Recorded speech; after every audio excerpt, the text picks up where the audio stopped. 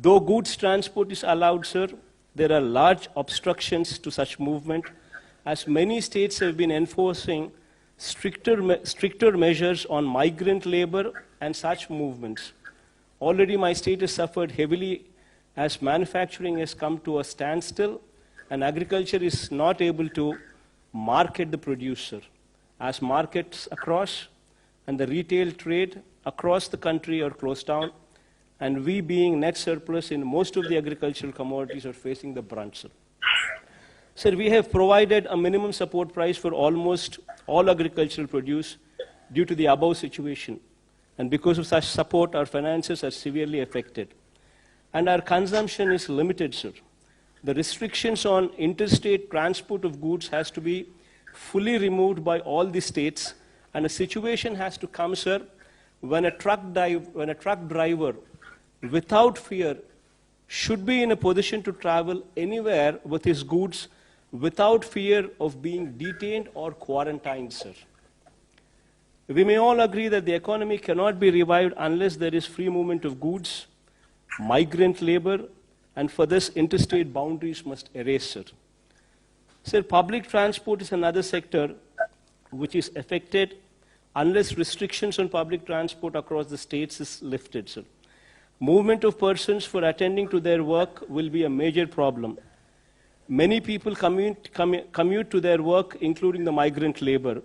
And if it is not allowed, sir, economy will not come back to normalcy. Sir, currently we've seen a situation where migrants are moving back to their original states. But if they don't come back once again to the states where they were earlier working, normalcy could never come back, sir. And for this, the stigma and the fear should go, sir. So sufficient physical distance inside the buses may, however, be maintained. Masks and sanitizers may be made mandatory in public transport. Similarly, sir, shopping centers can also be allowed to function with physical distancing and masks made compulsory, sir.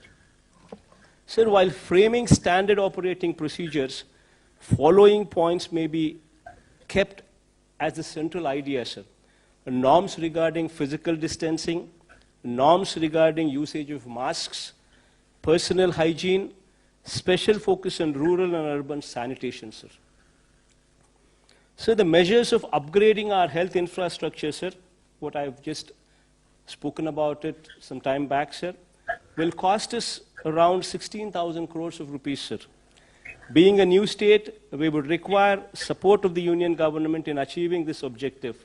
But, sir, apart from what you fund, sir, if the union government can support us by way of interest-free or low-interest loans with long-term repayment period, then we can achieve this objective easily, sir.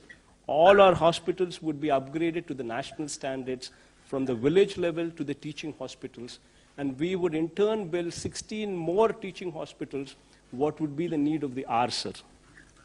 Sir, we would also request that such loans towards health infrastructure, sir, may not be made part of the FRBM limits, so as to give us flexibility in ensuring other sectors do not face such fund crunch, sir. Sir, coming to MSME sector, sir.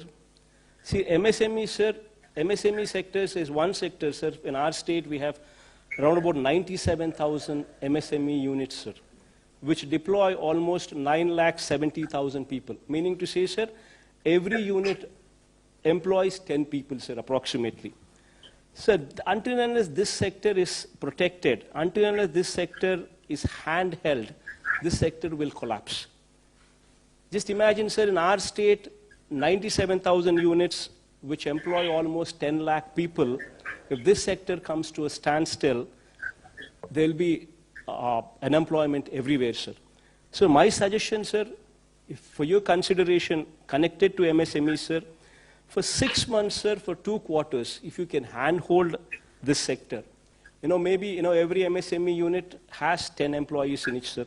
Maybe 10,000 rupees per employee for maybe 6 months will take care of at least 30 to 40% of their salary requirements without having to retrench anybody, sir. Otherwise, people would be just forced to remove them from jobs. Maybe complete interest subvention for 6 months, sir. for 2 quarters will help the sector in a big way, sir. So as far as agriculture is concerned, sir, MSP is to be extended to more number of crops, including horticulture, sir. And procurement limits may be enhanced from the current 30% to at least 50%, sir, along with immediate opening up of wholesale and retail markets, sir. This goes a long way, sir. Sir, I would like to also state that our state finances have been severely affected, sir, which also requires your generous support. As, sir, if states are healthy, so are the people of the country, especially the downtrodden, sir. So this, by and large, is the conclusion, sir. I urge you to consider the above suggestions while relaxing the lockdown measures, as I have outlined above, to ensure all the citizens go back to their normal life and the symptomatic persons are handled by the health system through self-awareness so that the country gets back to the track, sir. Thank you, sir.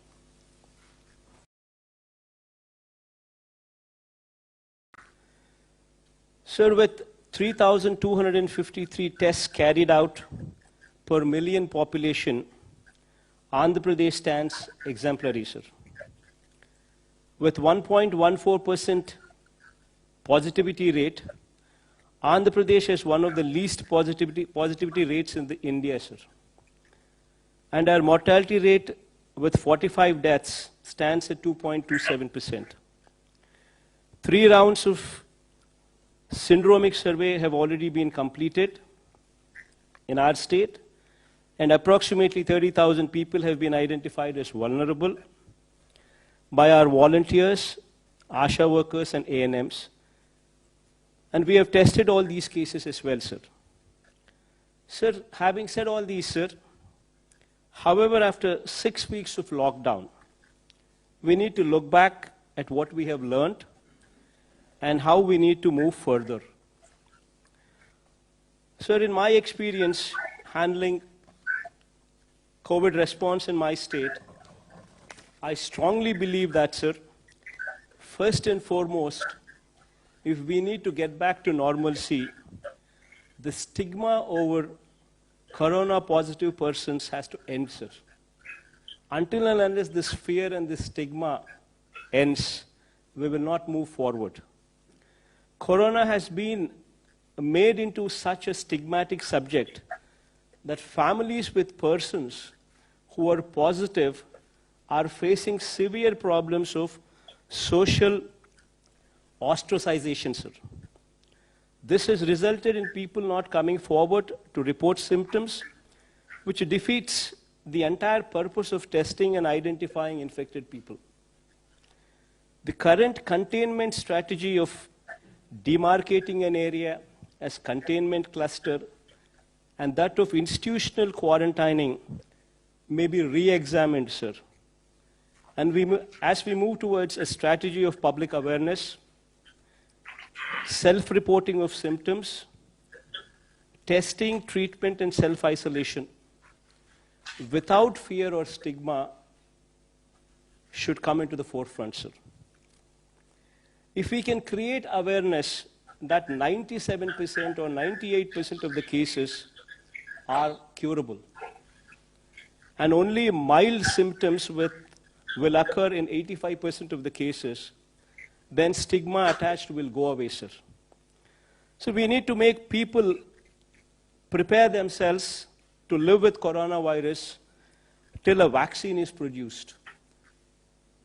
Awareness on physical distancing, use of masks and hand sanitizers, and maintaining general hygiene needs priority in these times, sir.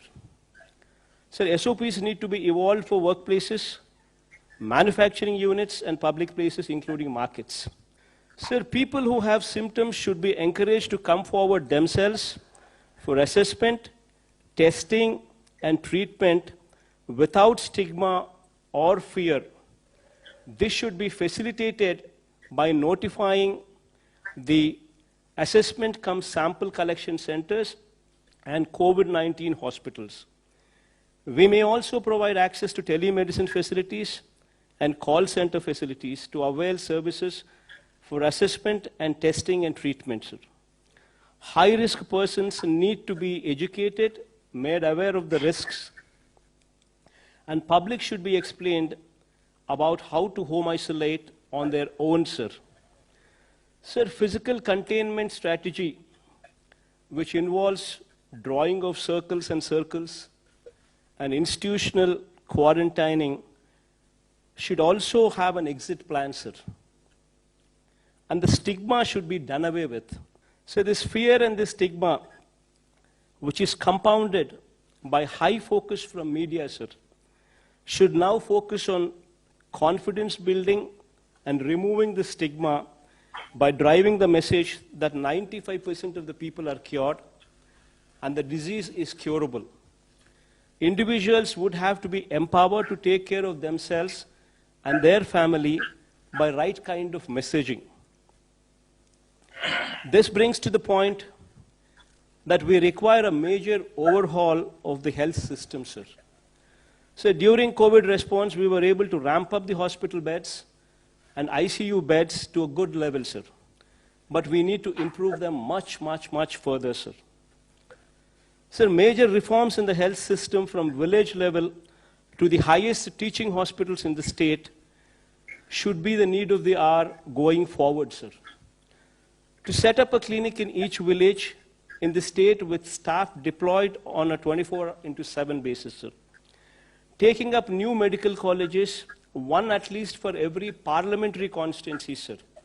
Sir, I'm just pressing on this point as parliamentary constituency because that is a more uniform figure, because every state has got different sizes of the districts, sir. So as to make the doctors and nurses available in adequate numbers, sir. So the hospitals at every tier should also be totally revamped to bring them to national standards, sir. Sir, our health infrastructure at village level should be strengthened in such a way that if any person is having any symptoms, they should be in a position to access the village clinics, get an advice, followed by treatment, sir. Similarly, sir, we need to keep our villages and towns clean, sir.